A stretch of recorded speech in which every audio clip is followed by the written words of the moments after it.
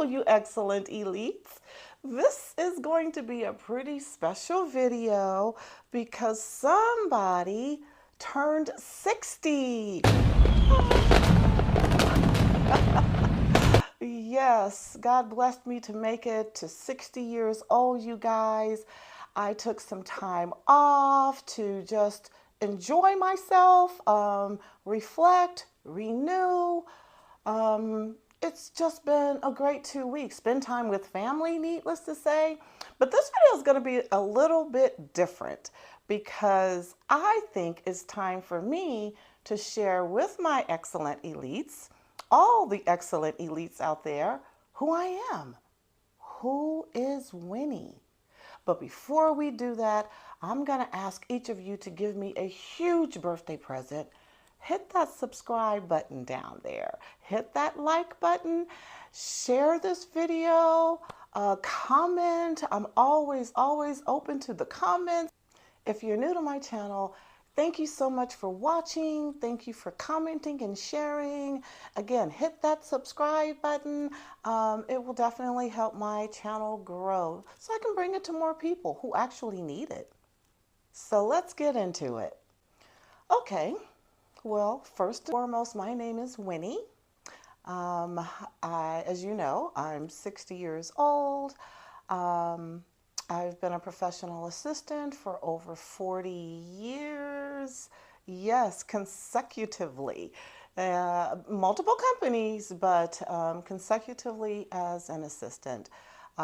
I currently live in Atlanta, Georgia. My roots are Louisiana and Los Angeles. So yes, shout out to LA and LA, yes. As I've mentioned in my past videos, I am currently a full-time executive assistant here in Atlanta. I also am a Georgia realtor. I sell real estate, you guys. Yes, I got a lot of jobs. I wear a lot of hats. My goal is to retire next year. I'm hanging up my office crown. No more, no more. She's done. Slinging my laptop over my back. But that's my goal, is to become a full-time YouTuber and a full-time real estate agent.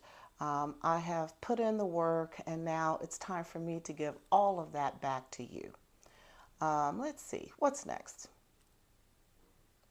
I have two children, two men, Michael and Maurice. Michael is my oldest, Maurice is my youngest, but again, they're men at this point. I have three grandchildren, two girls and a boy. My oldest granddaughter is Autumn. She's 9 years old.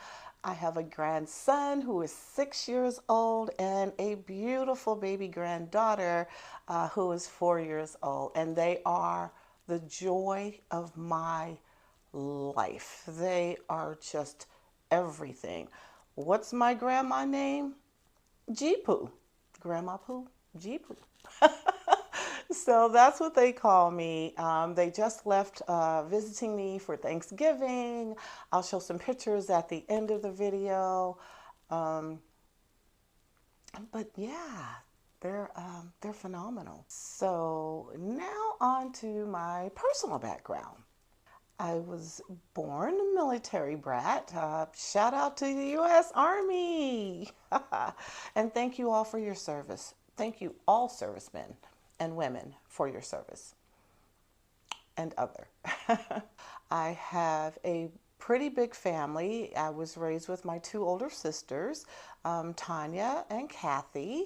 I have other sisters on my dad's side, Margarita, Sharita. I have two brothers, Andre and Kerwin, and yeah, we're not even going to count all the grandkids. It's a lot. But we come from a very humble, very loving family. And I am just so blessed. I'm so blessed. Absolutely blessed. So, again, I grew up military. When my dad and mom split, I went to live with my mom. and we ended up moving to Los Angeles, California. We had a couple of other pit stops along the way, but we ended up settling in LA, California, City of Angels, Hollywood. And if you watch my video to the very end, maybe I'll tell you a big secret about me that most of my viewers, you don't know. So, being raised military, I lived in Panama, I lived in Colorado, I lived in Kentucky, just lots of places until, again, we settled, and my mom and I settled in Los Angeles. It was a huge culture shock coming from Elizabethtown, Kentucky, and Monroe, Louisiana.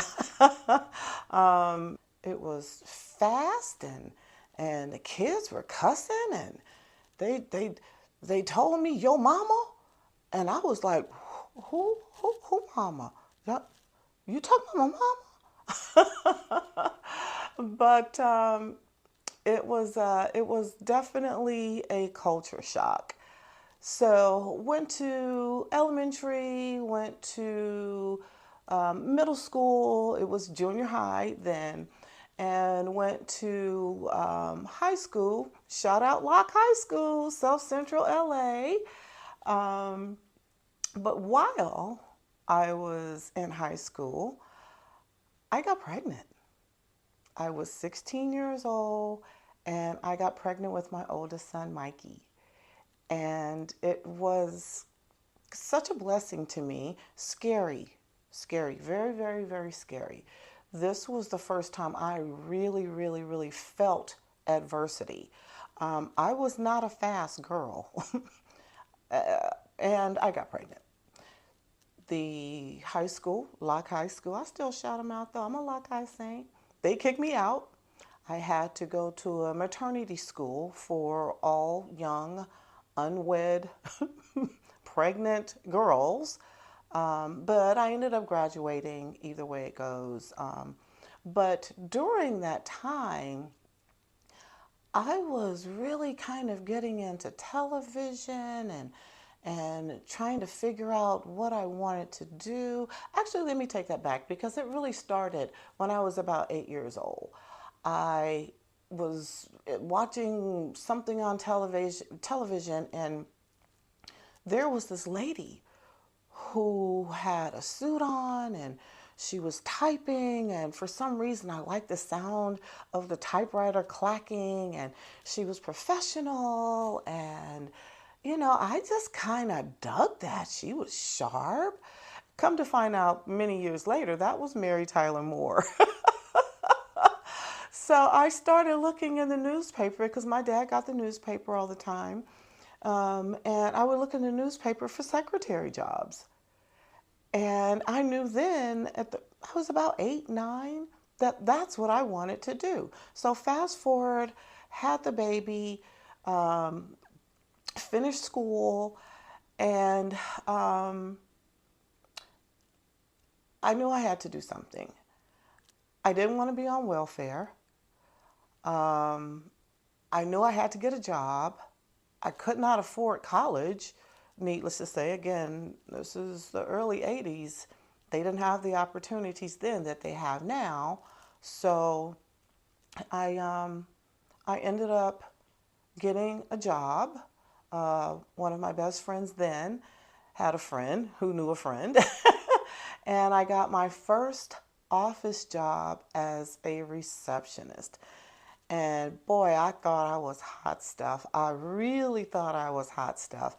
I wore my little cute clothes and my heels every day, and I would answer the phone. Good morning, ACA, may I help you?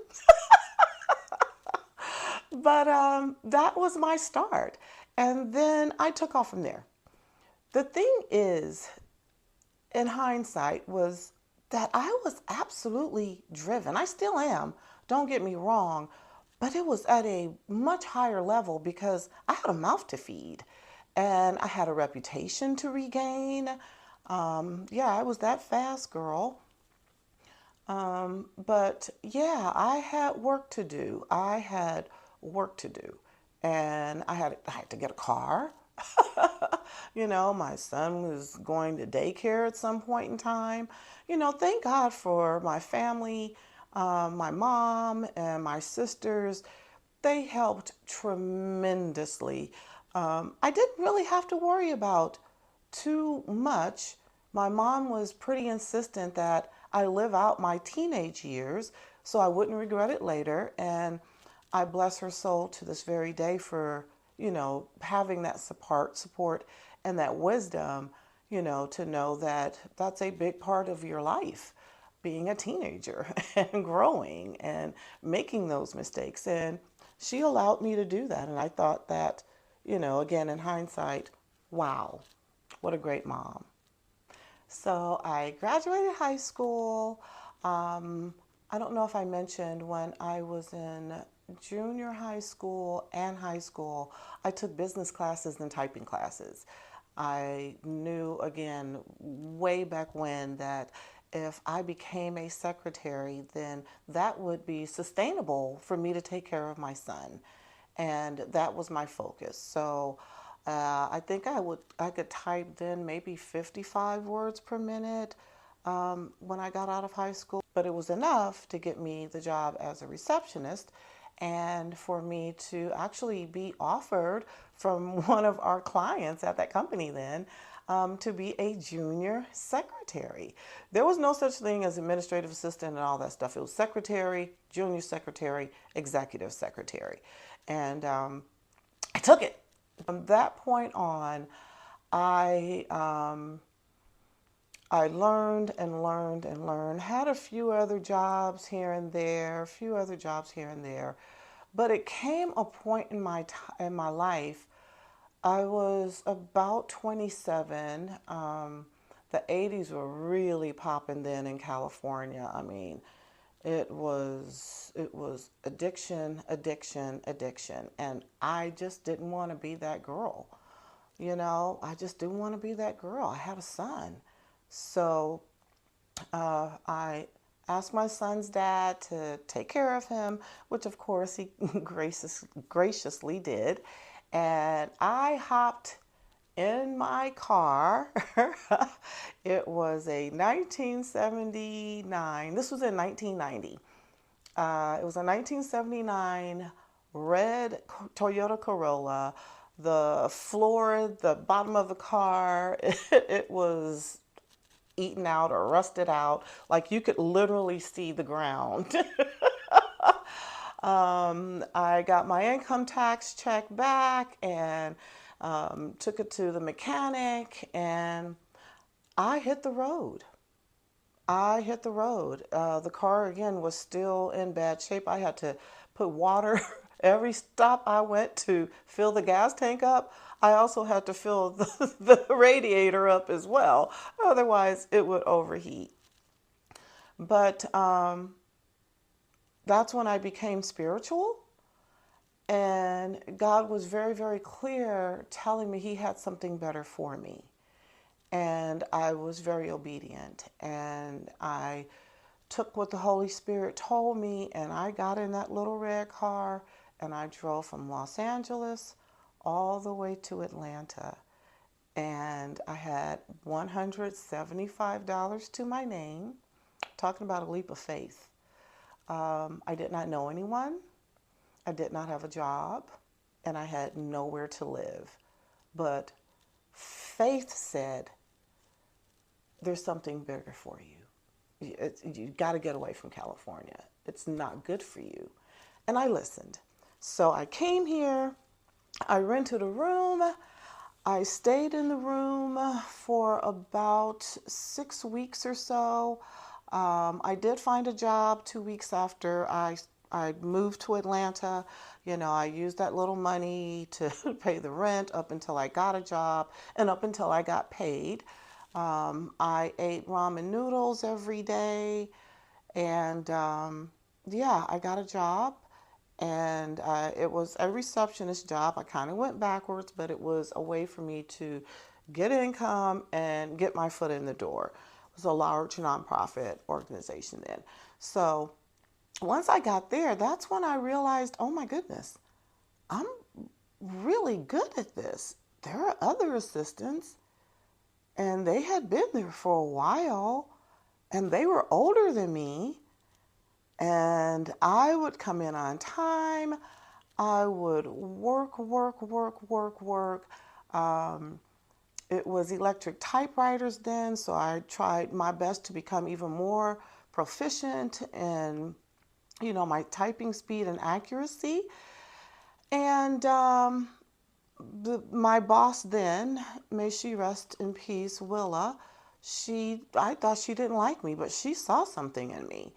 And she came to me one day and she says, hey, I think you can do my job. I'm getting ready to get promoted, and I think you can actually be the assistant for our office. And I was like, okay, I've been an assistant before. Come on, let's do it. Let's go. Let's go. And I did. And she mentored me on so many things: how to type memos, filing, the proper way to file, how to take notes. It wasn't full dictation then, but note taking was pretty important because we didn't have laptops where you could just type it in and go back and fix it later, and autocorrect and all that stuff. You had to be accurate. So I took that job, and that started my career in Atlanta. I ended up meeting my husband, ex-husband. I am single. On purpose. I'm single on purpose. And I moved to New York. We moved to New York, and my husband then, he got a great job, and we had a baby. So that's where Maurice came in. And 12 years later, I did that. I did that. But again, what a blessing. What a blessing. I can't ask for any more. I really can't. Let's see. So we moved to New York. My oldest son came from LA, moved with me to New York. This is all within a 2-year span of me leaving California. It's 1992 at this point. And I got more jobs, and I just kept moving up the path. My goal at that time, in my late 20s, was to support the CEO of a company. I had no idea how I was going to do that. I didn't have a college degree, but I did have skills. I had experience and I had skills. And I was going to reach that goal. Hell, high water. I was going to reach that goal. So I got my first executive assistant. I think it was a senior assistant. It wasn't a senior administrative assistant. It was an executive assistant then in New York. And very exciting, very exciting. I felt important. I learned a whole lot. Didn't have a mentor in New York, but I had really good friends that really helped me out, that that knows New York and knows the business, and to help acclimate me, this California girl in the big city of New York. So fast forward, I left New York, moved back to California, stayed there for a year, and that's when my big break happened. I talked about this big break in one of my last videos, and it was my very first executive assistant position on the executive floor of a large major aerospace company. And this is where I needed to know shorthand, and I didn't know shorthand. So every day at lunchtime, I would go and I bought a book on speed writing, and I'd practice and practice and practice, and I'd practice. And when it came time for me to take that speed writing dictation test, I passed. And that was my very first serious executive assistant position. And I took off from there. I took that position. I moved back to Atlanta. I bought a house in Atlanta and got a job as the executive assistant to the CEO. Actually, that job was really interesting because I started my second CEO position as a temporary. And most of my jobs in the past, I came in as a temporary. Because if I get my feet in that door, I'm going to show you what I can do. And I got that job. You're going to make me an offer. And that's the confidence that I had. That's the security in my mind that the more I learned, the better I was going to be. But I came in as a temporary while the current EA was on maternity leave, and I did such a phenomenal job. The CEO decided he wanted me full time. So the person that I was filling in for no longer had a job supporting him. I think she went to IT. Yeah, that's what I did. And he was British, and he says, I like you because you don't take crap from no one. Excuse that, but that was my best interpretation of an English accent. So after each position, I applied for a higher position. I learned as much as I could in each position, and I took it to another position. I started off as receptionist, then administrative assistant, then senior administrative assistant, then executive assistant to the CEO, and finally executive assistant to the board of directors. And literally, I elevated every job. I learned more, and the biggest thing I learned was how to seek out mentors.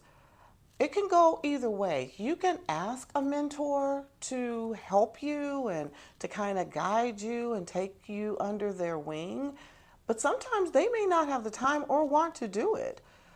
I make subtle hints like, oh, wow, I would love to be on your level. I would love to learn as much as you have learned. I would love to get some of that wisdom and that experience. Can you share some of that stuff with me? Can I take you to lunch? You know, whatever I had to do. And then all of a sudden, it's not a burden. It's helping you. Mentors want to help you. They take pride in helping you. They see you're receptive of maybe advice they've given you in the past. That's huge. That's huge. So I want to be very, very, very, very clear. I worked my behind off for the first 20 years of my career. When I tell you I had to deal with different cultures, I had to deal with technology, adversity for being a black woman on the executive floor. How'd you get there? You don't have a degree. How did you get there? I worked my behind off. And, I had to master the major and the minor skills of administrative assistant. I had to master everything. I watched everyone. I watched every assistant. I became friends with every assistant, not in a bugaboo way, but yeah, I wanted to know. I was eager. I was thirsty. I was determined to elevate and continue to elevate. And that's what I did. So why am I making these videos?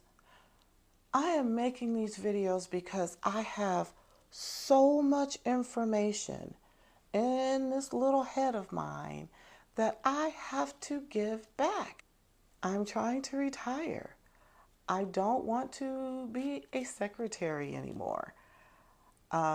It's been a good run, but at this point, I've reached the pinnacle. I've reached my ultimate goal, and there's really nowhere else that I would want to go that would be exciting, that would be a challenge for me. The thrill is gone. It's gone for good. So I have to give it back to you guys. It's so important to me. It's the things that no one is literally going to tell you. Some of this, of course, it's common sense. It's common sense to some people, but we also know that common sense is not very common anymore. And if you really, really want to get out of maybe the rut that you're in, maybe you're in a dead-end job that you don't want to do it. Maybe you're burnt out with it. Maybe you would want to be an assistant. Maybe your natural instinct is to help. So that's really what it's all about. I want to give everything that I've learned, I want to give it back to you. I'm not a trainer. Again, if you need to know Word, PowerPoint, you can Google it, you can YouTube it, but that's not my aim. My aim is to make sure that you don't make half of the mistakes that I made, that definitely some hindered my career because I just didn't know. I kind of knew, but I really didn't know. And if I did know, I didn't know how to handle it. Like, here's the situation. How do you handle this situation? So that's what this channel is all about. It's all about you. I love each and every one of you. So, are you ready for the big secret? Okay. Before I tell you the secret, please hit that subscribe button, like this video, share, comment, hit that notification bell. But here it is. While I was in California, I danced on Soul Train. I'm a former Soul Train dancer. I was a Soul Train dancer. And it was the best time of my life. We've got to keep Soul Train alive.